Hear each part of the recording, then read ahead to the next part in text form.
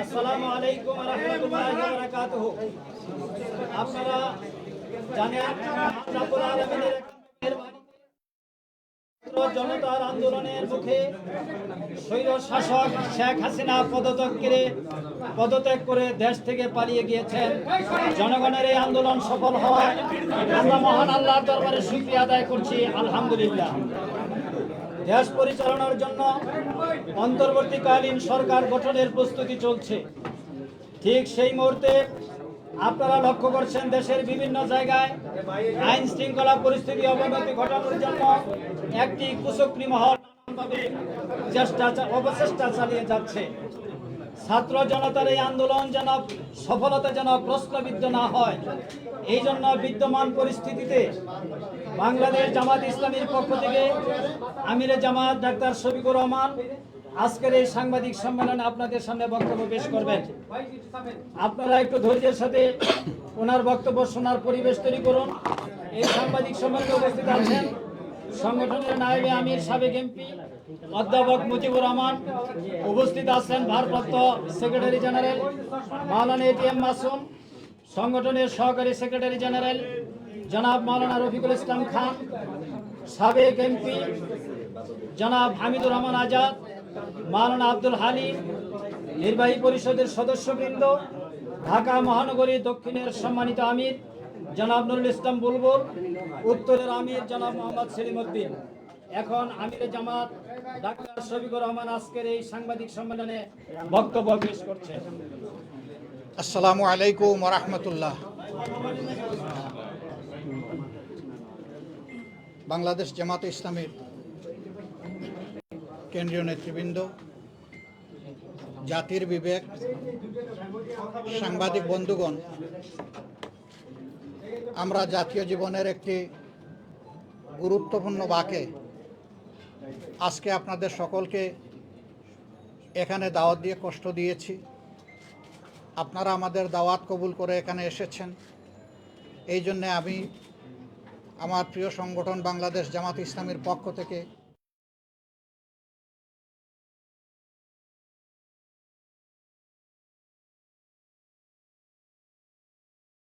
বাংলাদেশ 1971 সালে বহু ত্যাগ এবং তিতিক্ষার মধ্য দিয়ে স্বাধীন হয়।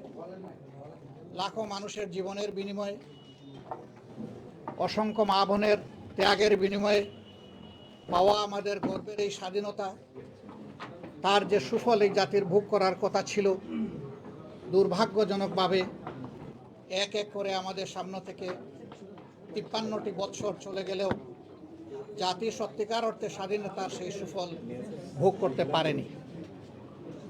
বারবার আমাদের শাসক গোষ্ঠীর অদূরদর্শিতা, সংকীর্ণ দলীয় স্বার্থপরতা, গোষ্ঠী স্বার্থ এবং জাতিকে বিভাজন করে কখনো কখনো স্বৈর শাসন পরিচালনার কুফল কম বেশি জাতি ভোগ করে আসছে। তারপরেও জনগণের অক্লান্ত পরিশ্রম, দেশপ্রেম এবং ভালোবাসা, দেশে এবং প্রবাসে যারাই দেশের জন্য কাজ করেন, তারা তাদের ত্যাগ এবং পরিশ্রমের বিনিময়ে দেশ তিলে তিলে সামনের দিকে যে এগিয়ে যাচ্ছে, এটা আমরা অস্বীকার করতে পারি না। কিন্তু যদি আমাদের শাসন ব্যবস্থায় গণতান্ত্রিক মূল্যবোধ, মানবাধিকার, আইনের শাসন, সামাজিক সুবিচার এবং স্বচ্ছতা থাকত, তাহলে এই দেশ এর চাইতে আরও বহু বেশি সামনে এগিয়ে যাওয়ার সুযোগ ছিল।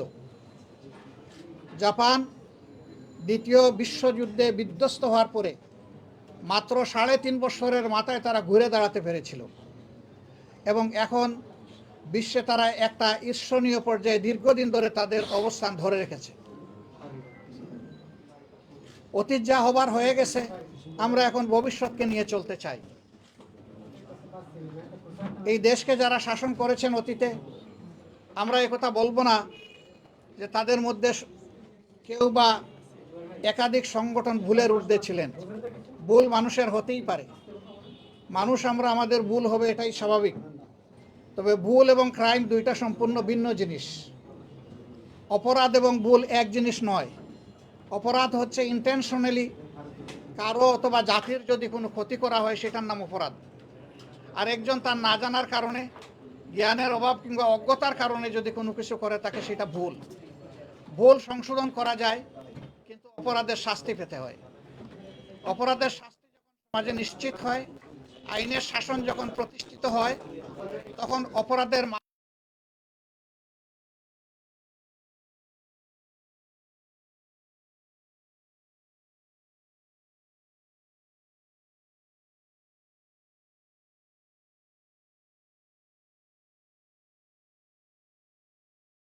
এই জাতি সামনে কিভাবে এগোতে পারে, সেই ব্যাপারে এই মুহূর্তে দুই একটি কথা বলার জন্যই মূলত আজকে আপনাদের সামনে আমি হাজির হয়েছি।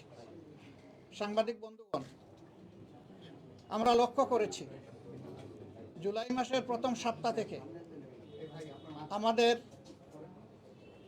যুব ছাত্র সমাজ তাদের একটি সুনির্দিষ্ট অধিকারের দাবিতে সরকারি চাকরিতে কোটা ব্যবস্থার সংস্কারের জন্য তারা দাবি এবং আন্দোলন চালিয়ে আসছিল। মূলত হাইকোর্টের একটি রায় সামনে আসা এই বিষয়টাকে কেন্দ্র করে তাদের এই আন্দোলন গড়ে উঠেছিল।